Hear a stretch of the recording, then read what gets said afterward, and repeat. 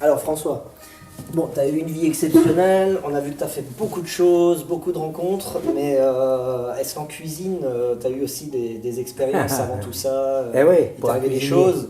Pour un cuisinier, hein. Oui, C'est bah, je vraiment pense qu'à mon avis, il a dû t'en arriver des belles, quoi. à tous les niveaux, à toutes. Bon, raconte-nous ça un petit En peu. fait, chaque endroit où j'étais, chaque cuisine que j'ai, Ouais. pourrait donner lieu à des anecdotes, Ouais, forcément. ouais, ouais, C'était autant aux États-Unis, parce qu'on est là, je retourne un peu aux États-Unis. La première fois où je suis arrivé dans une cuisine, on se dit voilà, ben nous on est les chefs français, on est les meilleurs ou en tout. Puis, puis arrive ce gars à côté de moi, ce Chinois, qui vient travailler avec moi. Et puis on déballe les couteaux, tu vois. Et moi j'ai tous les bons couteaux de la cuisine française, tu sais, le filet de saule, le couteau à désossé, tu vois. Tout ce qu'il faut pour chaque tout ce qu'il faut chez nous chose, pour chaque truc. Voilà. aliment. Quoi. Et on m'a toujours appris qu'un bon cuisinier, c'est d'abord un gars qui avait des bons couteaux qui couvraient bien, quoi.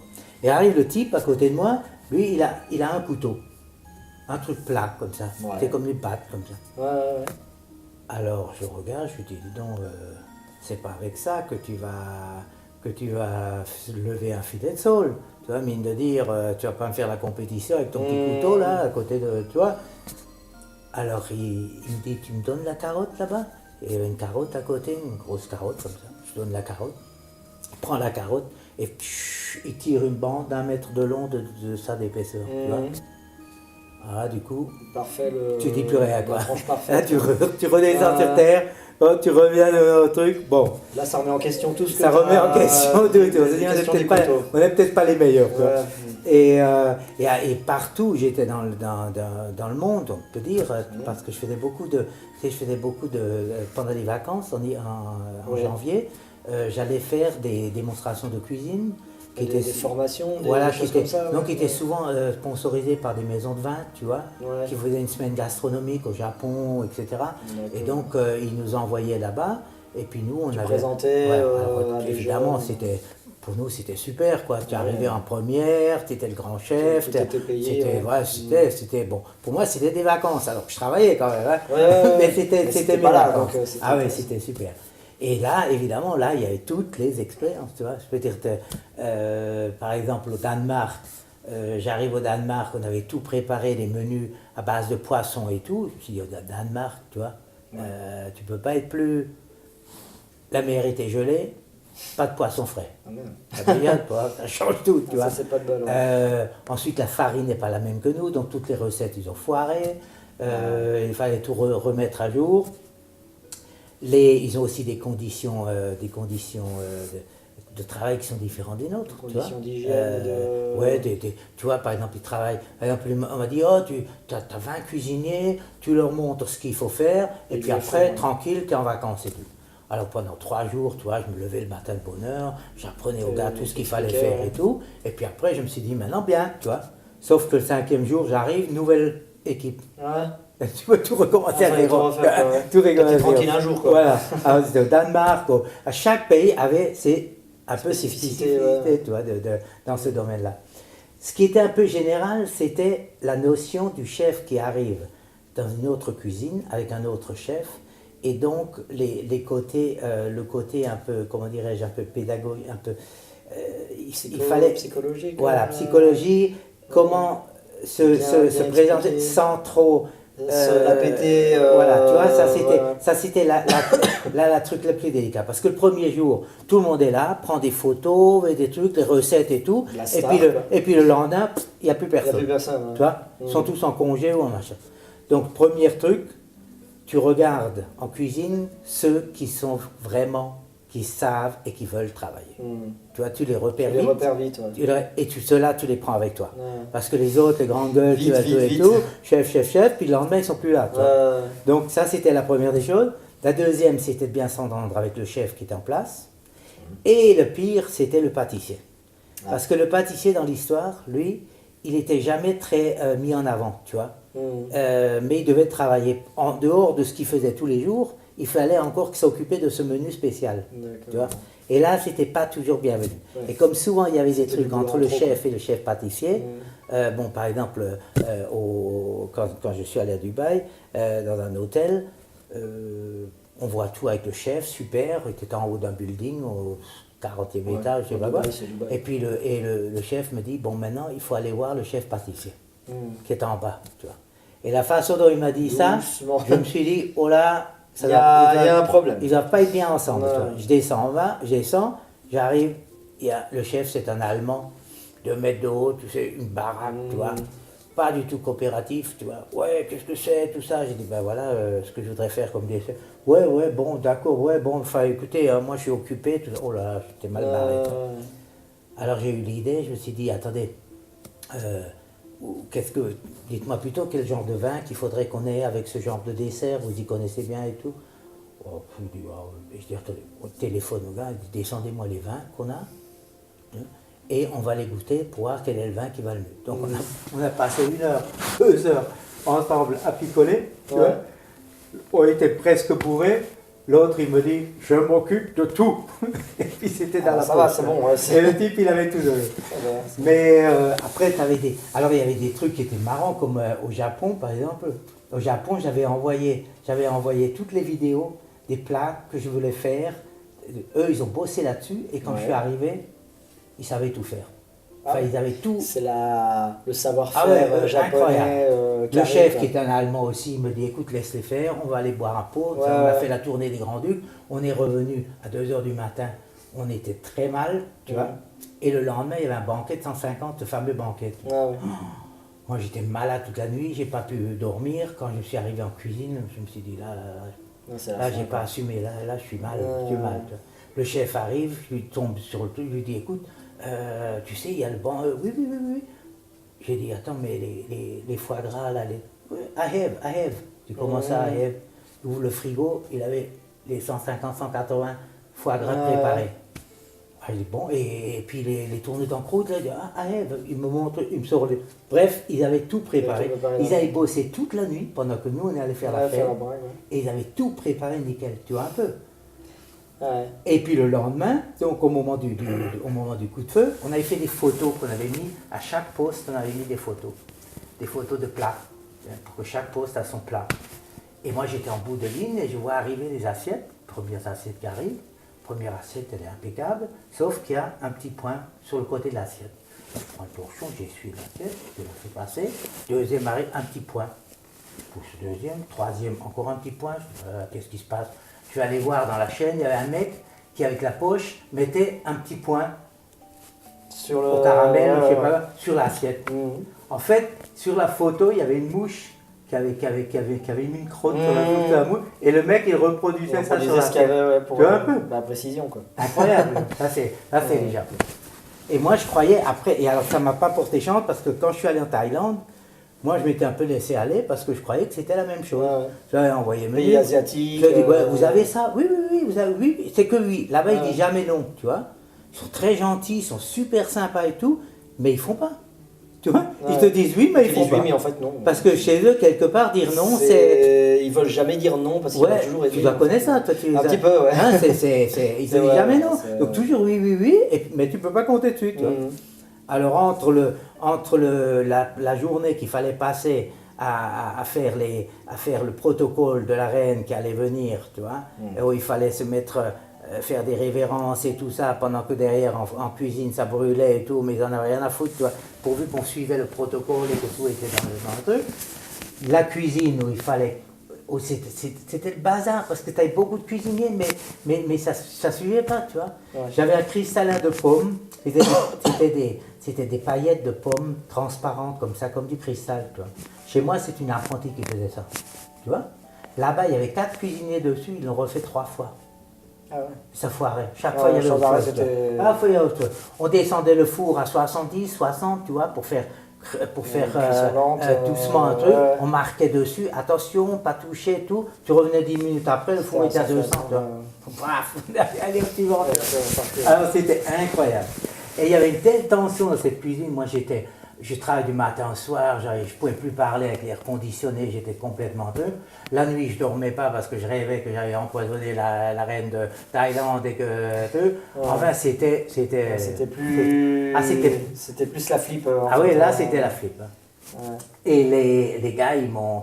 et d'ailleurs, le jour d'inauguration, on était plusieurs chefs. Hein. Il y avait chef italien, on était 5-6 chefs, tu vois, pour cette semaine gastronomique. Et chacun avait amené sa spécialité. Et quand la reine, elle arrive, tout le monde par terre. Tous les mecs par terre, couchés par terre. Tu vois. Qu'est-ce qui se passe? À côté de moi, il y avait l'Italien qui me dit, qu'est-ce qui se passe? Qu'est-ce que c'est que ce truc? Et vous voyez les généraux qui étaient couchés par terre, avec les étoiles qui nous faisaient comme ça, tu vois, comme quand il fallait qu'on se couche. Nous, on dit, écoute, hein, on n'a pas fait une révolution pour se coucher devant. On ne nous a pas foutu en tôle, mais on a eu la chance. On a regardé de travers. De travers. Alors, elle a fait la tournée. D'ailleurs, moi, je pensais que c'était la reine de Thaïlande, c'était la plus belle femme au monde, tu vois. En fait, c'était une petite grosse, tu vois. La petite boulotte, quoi. Alors, par contre, elle avait avec elle deux dames d'honneur, tu vois, qui l'accompagnaient, qui, elle, c'était super. Magnifique, quoi. Mais il y en a une qui lui donnait à manger, et l'autre, il lui essayait la bouche, tu vois. Elle faisait rien. Elle faisait que passer comme ça. Déjà, le marché, c'est pas mal. Et encore, je crois qu'elle avait un truc au pied, enfin bref. Et donc, la Thaïlande, ça a été quand je suis revenu, j'ai dit à ma femme, écoute, je crois que j'arrête ces trucs-là parce que là, c'est plus mon âge, là, ça commence à être... Là, vraiment, je m'étais fait avoir, tu vois. Parce que les autres étaient moins cons que moi. Les autres, ils connaissaient le truc. Donc, eux, ils ramenaient tous leurs produits de chez eux, tu vois. Ils laissaient un bac chiche à la douane et ils rentraient leurs produits. Il n'y avait plus qu'à réchauffer, tu vois. Moi, on m'a dit non, toi, t'arrives sur place. Il ne faut rien amener, on a tout sur place. Moi, j'arrive avec ma petite valise, tu vois. Et en fait, il n'y a rien sur place du tout. Tout. Le sorbet marc de Gewürz, c'était pas de marc, mais c'était une bouteille de Gewürz, tu vois. En fait, plein de petites erreurs. Comme ça, tout était. Enfin bref. Mais ça, c'est sympa. Tu écrases. Alors, attends. Mais ça, c'est sympa de... Ouais. Vas-y. Mais ça, c'est sympa de voir quand même comment tu es obligé de t'adapter en fonction des pays, des gens, des choses. Ça, c'est des cultures différentes. Ça, c'est une super bonne leçon. Tu vois. Bon, ça a été une expérience pas trop mal au final, parce que tu as vu un petit peu comment ça se passait. Déjà en Amérique, l'expérience d'Amérique, j'ai compris ça. Mais tu vois, parce que tu arrives toujours à la même chose, c'est la finalité qui est importante. À la finalité, est-ce que tu as fait bien ton boulot? Est-ce que les gens sont contents? Est-ce que ils ne veulent pas savoir si tu étais en bagarre avec le chef, si ton second au dernier moment était malade ou il n'est pas venu? Tout ce qu'ils veulent, ils ne veulent pas savoir. Eux, ils veulent le top. Et donc, ouais. à toi de te débrouiller. Et je trouve que ça, point de vue école, ça c'était formidable. C'était super. Alors, des expériences en cuisine, je vais t'en raconter deux qui sont un peu marrantes. C'était quand j'étais en apprentissage à l'Auberge de Lille. L'Auberge de Lille, c'est déjà 2 étoiles, c'était pas encore 3 étoiles à l'époque. Ah ouais, comme ça fait 40 ans qu'ils ont 3 étoiles. Ouais, ça fait moins. Écoute, moi j'avais 15 ans. Ah ouais, c'était vraiment. Toi, j'ai 15 ans. Donc c'était Paul, hein, c'est ça? C'était Paul, c'était Paul le chef. Ouais. Et nous, on habitait au-dessus. On avait une chambre au-dessus. On était trois apprentis dans une chambre et tout. Et le jour de Noël, de Nouvel An, Nouvel An était préparé 1 an à l'avance, toutes les réserves, toutes les places étaient réservées. C'était l'événement ils avaient imprimé les menus en lettres d'or. Mule, le peintre, il était venu faire tous les décors. En fait, tu vois, c'était l'événement. Et cette soirée-là, c'était sous le thème de Portugal ou un truc comme ça. Et Paul avait commandé des petits homards portions. Chacun avait son petit homard. Alors maintenant, ça peut paraître banal, mais à l'époque, je peux te dire, de commander 150 ou 200 petits homards, tous de la même taille et tout, c'était quelque chose. Il fallait s'y prendre à l'avance, etc. Le jour le jour X, 31. C'est la course dans la cuisine, c'est le foutoir, tout le monde court dans tous les sens et tout. Et à un moment donné, il y a ces caisses de homards qui sont au bout de la cuisine, le couvercle ouvert, la paille qui sort, tu vois. Et Paul, il vient, il me dit, François, il me dit, c'est les homards, ça? Je dis, oui. Il me dit, écoute, il faut les ranger, il faut les... D'accord, alors je me retourne vers l'apprenti qui était 1 an plus jeune que moi, le Roland R, et je lui dis, Roland, il faut enlever les homards, tu vois. Bon. On continue le boulot, le lendemain matin, 6h du matin, pas les 6h du matin, il était déjà debout. Hein, lui. C'est une journée spéciale. Hein. Il vient taper à la porte en haut. François, je trouve pas ces homards, où sont ces homards, où sont ces homards? Je dis, chef, il doit aller dans le frigo, c'est Roland qui les a. Il redescend, je me retourne vers Roland, qui commençait à se réveiller aussi, et il sortait du lit, il dit Roland, tu as mis où là? Mais quoi? Mais les caisses là, tu sais les caisses que je t'avais dit de ranger et tout. Il me regarde, il me dit, j'étais jeté dans l'île, parce qu'à l'époque, on jetait tous les détritus, on les jetait dans l'île. L'écologie, c'était pas encore ça. Le soir, on allait sur le pont et voilà, tu vois. Bon, ça, c'est vrai que ça se faisait à l'époque. À l'époque, ça se faisait. Donc, il avait balancé les caisses dans l'île, ouvertes, tu vois. Et donc, évidemment, les homards ont foutu le camp. Paul, il remonte. François, qu'est-ce qui se passe? Je vais appeler la police, je les trouve pas et tout. J'ai dit, chef, je crois que Roland les a jetés dans l'île. Il a dû être blanc. Point d'interrogation, un gros truc. Et puis il descend l'escalier. Oh là là. Alors nous, je te dis pas, le comité d'accueil, quand on est arrivé en bas, tu vois, il y avait sur 2 lignes, il y avait Paul, il y avait son frère, il y avait Madame Marie, il y avait la tante, ils étaient tous de leur famille. Et nous, on passait au milieu, là, tu vois. Waouh, oh là. Mais pourtant, tu vois, Paul, qui n'a jamais monté la voie, tu vois, qui n'a jamais... C'était vraiment un type formidable. Parce que des chefs, j'en ai connu, hein, et qui se défoulaient sur les trucs. Lui, jamais, tu vois. Même là, il nous a pratiqué. Il a réussi à prendre... il a pris ça sur lui. Il est allé, il a fait tous les restaurants de la région pour prendre un homard là-bas, celui de la maison du Tête lui a donné 2-3 homards, etc. Fallait le faire. Hein. C'était quelque chose. Hein. Plutôt que de crier, il s'est dit je vais d'abord trouver une solution. Et puis c'était pas son style, tu vois. Paul n'était pas un violent, n'était pas. Lui, il vivait dans sa cuisine, il est mort dans sa cuisine, tu vois. Il vivait que pour ça. C'était son truc. Pendant les vacances, tout le monde partait. Son frère faisait le tour du monde et tout. Qui est-ce qui restait pas en cuisine pendant toutes les vacances? C'était Paul. C'est incroyable. Il s'arrêtait jamais. Il s'arrêtait jamais. Alors ça, c'était une anecdote intéressante. Il y en avait alors une autre. Alors celle-là, elle est un peu plus... Alors ça, on était à Annecy. Et je travaillais chez le Père Bise, qui est un 3 étoiles là-bas. Et lors de mon jour, j'avais une petite 2-3 jours de congé. Et un gars de l'hôtel, le chef de l'hôtel, je ne sais plus comment il s'appelait, l'hôtel il n'existe plus d'ailleurs, un grand hôtel vieillot, tu sais, avait besoin d'un chef comme extra, d'un cuisinier comme extra. En fait, c'était, je crois, dans les légumes. J'étais pour les remplacer le gars qui faisait les légumiers. Dans ces cuisines à l'époque, chacun avait son poste, travaillait dans une grande cuisine. Non, il y en a un, il fait tout. Une grande cuisine, tu vois. Ça change. Et donc, moi, j'étais là, derrière le fourneau, et en face de moi, il y avait le gars qui faisait le potage. Alors lui, c'était le premier à commencer, c'est le premier qui finit, et le premier qui commence le service, tu vois. D'accord. Donc, il avait fait ces 2 grandes marmites de potage qu'il avait préparées toute la journée. Un, c'était un potage taillé, l'autre, c'était une crème de volaille ou je sais pas quoi. Il avait préparé ses saucières, tout était prêt, il avait fini son boulot, il est parti manger. La table du personnel était à l'arrière de la cuisine, un peu cachée. D'accord. Allait fumer une cigarette et manger, quoi. Et tout le monde partait manger. Sauf les 2 qui restaient au poste, c'était moi. Toi, moi parce que j'étais en remplacement et j'étais à la bourre, tu vois. Et le gars, le saucier qui était à côté de moi, et qui lui avait loupé sa sauce, il devait la refaire, il n'était pas bien luné, et puis il galérait tout. Mais comme il y avait le calme dans la cuisine, à un moment donné, au-dessus du four, il y a des gros tuyaux. On voit arriver un rat.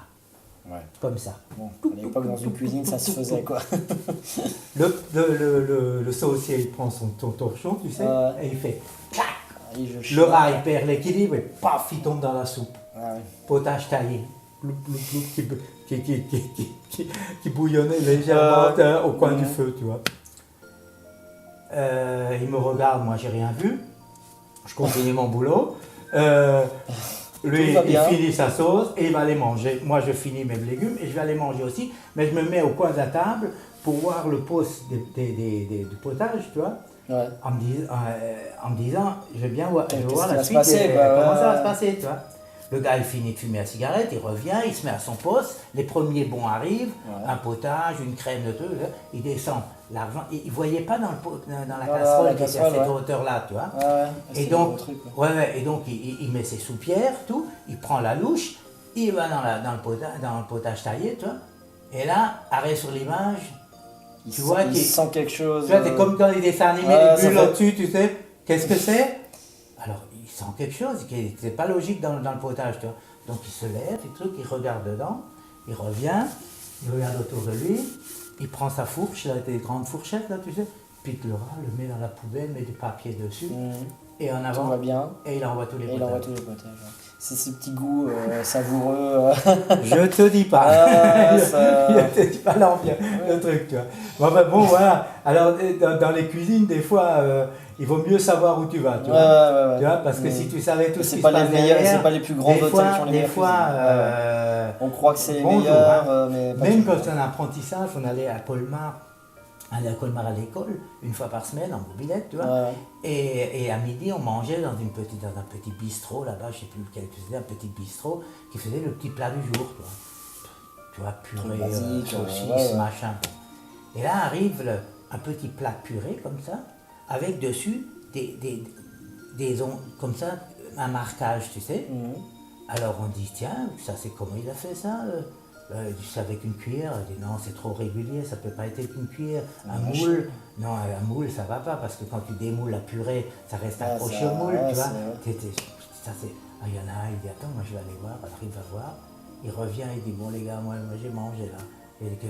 Alors ça c'est celui, je sais pas si c'est vrai, mais bon, il prétend que le gars il prenait son dos entier, il faisait tout, il remettait son dos entier. Bon, bon appétit, hein. Pourquoi pas? Bon appétit. La trace de... Mais bon, et puis comme ça, des plus ou moins trucs, j'en ai eu, hein. Et pas forcément dans les petits bistrots, dans les trucs, hein. Des fois dans des grands hôtels, dans des trucs. J'imagine, des fois. Souvent, c'est pas forcément les plus petits qui sont les pires, hein. On croit. Absolument. Surtout qu'à l'époque, c'était pas mal hiérarchisé. Tu vois, t'avais le chef qui des fois passait, il goûtait juste les sauces et c'était pas son problème, qui avait délégué à un sous-chef, qui lui déléguait au chef de parti, tu vois. Alors des fois le chef de parti, quand il était à la bourre, il faisait des trucs qui n'étaient pas très catholiques, tu vois. Pour ne pas être pris dans le machin, tu vois. C'était, il y avait vraiment de tout, hein, dans les cuisines, il y avait de tout, hein. Mais bon, maintenant, alors nous, quand on a commencé, moi j'ai commencé avec ce que j'avais, le four de ma mère, voilà, on a bricolé les tables nous-mêmes, on a vraiment... Donc ça, c'est quand tu es revenu de France. Quand tu es revenu de France, dans mon restaurant, dans ton propre restaurant. On a commencé vraiment à zéro, tu vois. Et c'était propre, mais c'était vraiment tout fait soi-même. Maintenant, dans les cuisiniers, ils arrivent, des jeunes, ils arrivent. S'ils n'ont pas le dernier four à induction, machin, avec le truc et tout, dernier cri, ils ne peuvent pas travailler, tu comprends? Ils ne peuvent pas travailler, tu vois. On a des facilités. C'est vrai que c'est plus pareil, hein, que ça a bien changé. Enfin, donc les aventures de cuisine, bon, il y en a encore, mais je ne veux pas toutes les raconter, on n'en arrêterait plus. On en refera d'autres, hein. Je pense qu'il y en aura encore quelques-unes que tu pourras. D'ailleurs, je pense qu'on fera après les vacances et après Noël, après les vacances, on en fera une vidéo qui sera très importante, je pense. Ça va être ce fameux miracle que j'ai connu et qu'il faut que je vous dise. Et ben par ça, on va dire bon Noël, bon Noël, hein, une bonne année, et bonne année. À l'année prochaine. À la prochaine. 2017. Oh là déjà.